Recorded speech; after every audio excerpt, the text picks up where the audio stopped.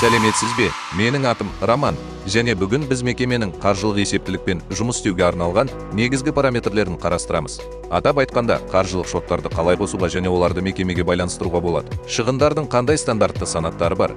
Өз шотыңызды қалай қосуға болады? Және қойманы дұрыс қаржылық есепке қалай дайындау керек? Постерге тіркелгеннен кейін сіздің шотыңызда оның жұмыс істеу үшін бір мекеме және 3 қаржылық шот ашылады. Алайда, егер сіз басқа мекеме қоссаңыз, немесе жаңа шоттар ашсаңыз, келесі параметрлерге өтпес бұрын шоттардың барлық мекемелерге байланғанын тексеруге кеңес беремін. Ол үшін мекемеге кіру қойындысын ашып, өңдеу түймесін басыңыз. Қаржы бөлімінде кассадағы қолма-қол ақша шоттары, инкассо аударымдары және қолма-қол ақшасыз төлемдер таңдалғанын тексеріңіз. Егер олар әлі орнатылмаған болса, әр мекеме үшін жаңа шот фактуралар жасаңыз. Қаржы шоттары қойындысына өтіп, жоғарғы оң жақтағы қосу түймесін басыңыз. Егер сізде бір есептік жазбада бірнеше мекеме болса, шот фактураға түсінікті атау қосуды ұмытпаңыз. Мысалы, Дейзи мекемесіндегі кассир. Бұл болашақта шот фактурамен жұмыс істеуді жеңілдетеді. Қолма-қол ақша шоты үшін түрін таңдаңыз. Қолма-қол ақша балансы жолағында шоттағы ағымдағы балансты көрсетіңіз. Осы шотты сақтап,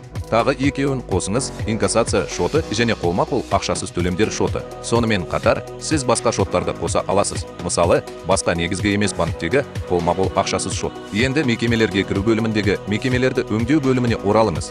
Кеңестер арқылы шоттарды орнатыңыз және өзгертулерді сақтаңыз. Мен сізге қойманың мекемеге байланғанын тексеруге кеңес беремін. Байланыстырылған қойма болмаса, сату кезінде ингредиенттер есептен шығарылмайды. Яғни статистикада өзіндік құн ескерілмейді. Біз есептен шығаруды қалай орнату керектігін алдыңғы бейнелердің бірінде егжей-тегжейлі қарастырдық. Енді қаржылық шығындар мен түсімдер санаттарын реттеңіз. Ақшаның қайда жұмсалып жатқанын, мекемелердің қайда жұмсалып жатқанын нақты түсіну және бұл шығындарды басқара алу үшін егжей-тегжейлі реттеу қажет. Әдепкі бойынша, постерге кейбір санаттар әлдеқашан қосылған. Олардың негізгілері кассалық ауысымдар және жеткізілімдер. Кассалық ауысымдарды жауып, жеткізілім ақысын төлеген кезде транзакциялар оларға автоматты түрде түседі. Бизнесіңіз үшін маңызды операцияларды бақылау үшін санаттарыңызды қосуды ұмытпаңыз. Мысалы, белгілі бір лауазымдарға немесе қызметкерлерге төленген соманы жақсырақ бақылау үшін жалақыға санатқа қосыңыз немесе өз санатыңызды қосыңыз. Жеткізу және дивидендтер төлеу логистикасы бұл шығындарды көбікпен бақылау үшін,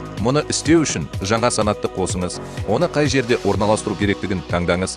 Басты бетте немесе басқа жалпы санаттың бөлігі ретінде қосыңыз. Сондай-ақ, санатты кассада көрсету керек пе және ол қай пункт блогында есептелетінін реттеңіз. Енді есептен шығарудың себептерін қарастырайық. Азық-түлікті қоймадан есептен шығарудың себептерін жазыңыз. Мысалы, бүлінген ингредиенттерді немесе жаңа тағамдарды өңдеуге жұмсаған ингредиенттерді есептен шығарыңыз. Мұны істеу үшін тиісті себептерді жасаңыз және мұндай шығындарды пункт блогының қайсысына жатқызу керектігін көрсетіңіз. Мұны істеу үшін қойма қойындысына өтіңіз. Себептерді есептен шығару, ағымдағы себептерді тексеріңіз, оларды өзгертіңіз және пункт блогын таңдаңыз. Есептен шығарудың жаңа себептерін қосыңыз және оларды мекемелердің күнделікті жұмысында қолданыңыз. Осы қарапайым параметрлерді қолдана отырып, сіз өзіңіздің шотыңызды қаржылық есепке дайындайсыз.